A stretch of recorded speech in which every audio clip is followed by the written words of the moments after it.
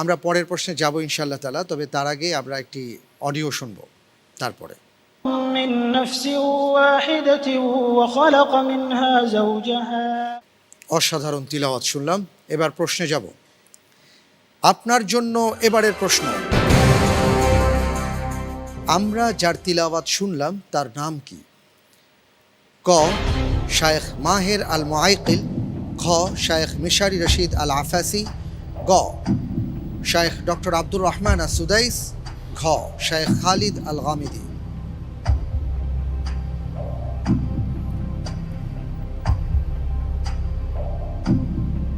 শেখ আদ-দক্তুর আব্দুর রহমান আস-সুদাইস, গ।